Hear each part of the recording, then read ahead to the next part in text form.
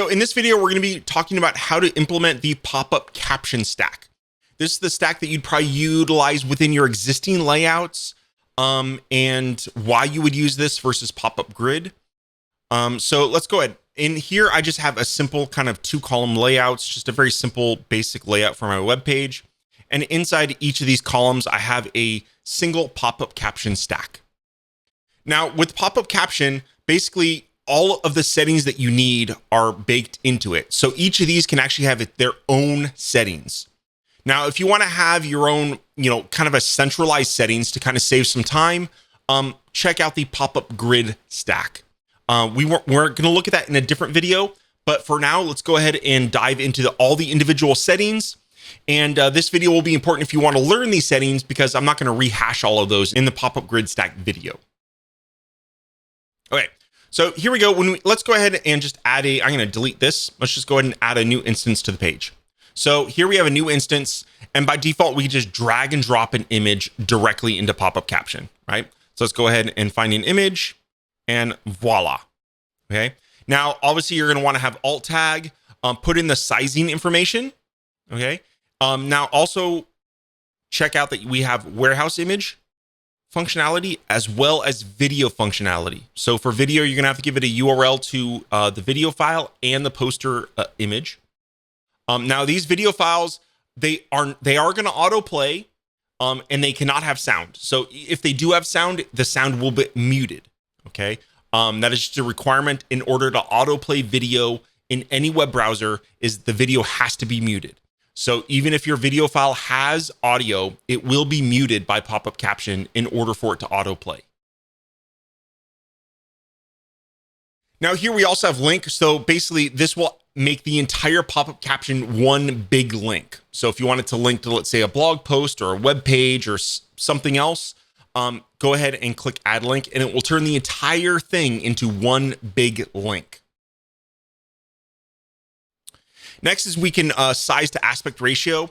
This is very convenient if you, let's say, you don't want it to be the size of the image. Let's say maybe you have multiple images and you want to make sure that they're all square. Okay, so in this case, you just set, if you want it to be square, which is the default, just do 1:1. You can also do like 16:9 or 4:3. Some common ratios out there for various layouts. And then here you can position the image. So by the default, it's center middle. You can change it. Let's say I want it to be left top, and you can see the actual image shift. Maybe we'll do like right bottom. There you go. So you see, you kind of get a different positioning of that image based on the settings here. So that's everything for background content. Let's go ahead and look at some of the settings that we have for the overlay content. Now, the first setting here is custom content. By default, you can go ahead and type in Markdown, just text into here. Now, you can use your own stack content. Just click on this button, and what you'll notice is a stack drop zone. And at this point, you can add in whatever stacks you would like, even images. Let's say you want to have a small logo in there. I could see that being a possibility, right? You have some text and maybe a small logo. Could be nice. For this demo, I'm just going to go ahead and turn off custom content so we have our text. Then we have vertical alignment. So do you want your text to be at the top, the middle, bottom, or stretch? Okay. Stretch probably makes more sense if you're using custom stack content, but most of the time you're probably going to want middle by default. I don't know, top could be good too. And then text alignment. So is it left? Is it center? Is it text aligned right? Is it justified? So on and so forth. Okay. Then we have padding. This is going to be the padding around the outside. Now, if you have it vertical line set the middle, the padding probably doesn't matter too much, but it will definitely matter if you set it to top or bottom. Okay. Now, if your content is actually larger than the image, it will auto scroll. So it will allow the content to scroll within the overlay if it is larger than what the image, the dimensions are on the page. Then we have the ability to change the background colors as well as the text colors inside of the overlay. And then here we can adjust a blur. Now you'll notice that this doesn't actually blur the image itself. It only blurs the image when the overlay is covering the image. And we could do something very subtle like 1 or 2 pixels, or we can go really abstract and do like 20 pixels, which pretty much completely obfuscates the image, but it lets some of the colors bleed through. Now, speaking of colors, we also have the ability to control saturation.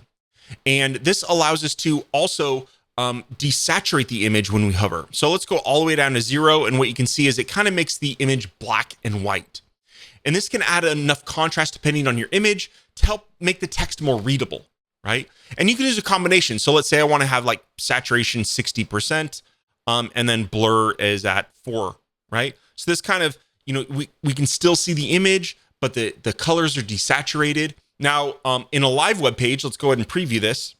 On the live web page, what you'll notice is the image is perfectly sharp, just as usual. But then when I go ahead and actually apply the overlay, that is when the filters are applied, the blur and the saturation. All right, now moving on to the animation, there are several different animations that we have available, from fade to flip to rollout. And then we have the timing. So how fast is that animation? And then we have things such as push and overlay. I'm going to switch the animation here to be slide because both of these work really well with slide. And now I do have to say you can add any combination of these checkboxes with these to create kind of a unique animation. However, not everything works great together, okay? For example, if you do swing plus push animation, just doesn't work too great. Or actually swing with even overlay visible on load doesn't work well either, okay? So swing works great. It's the default animation and works absolutely beautifully on its own. But if you turn on push and overlay visible on load, it doesn't work too great. So play around with the combination of these to kind of get something that you like. Let's go ahead and look at slide. So as we saw, this was the animation that we had earlier where I just slide in and it shows the image underneath. Let's go ahead and do a push animation. And what that does is it pushes the image instead of overlaying on top of the image. When we set overlay visible on load, you'll notice that the overlay is there on page load, and then it animates out on hover. Now, I should note it's most of the time it's going to be an either or of these checkboxes. Most animations won't work with them both enabled, or probably won't do what you expect. So there we have it. That pretty much does it for Popup Caption. Now, a couple kind of stacks related things. Let's say I wanted to make the same changes on multiple of these. Let's say I wanted to change the background color on all 3 of these for the overlay. Instead of having to go into each individual stack and changing the background color, what I can do is I can hold down the command key and I can actually select all of my Popup Caption stacks. And what you'll notice up here in the settings is it says we have 3 Popup Caption stacks selected. And whatever changes I make from now on will actually affect all 3 stacks. So I can go ahead and uncheck them. If I want to make all of them square, I can make all of them square. And let's say I want to change the background color. Let's go ahead and do like a dark blue or a blue, like 50%. Okay. So there we go. I changed all 3 of them. Let's go ahead and preview the change. So now all of them are squares, even the video. And when I hover over each one, you'll notice that the actual color of the overlay has changed as well.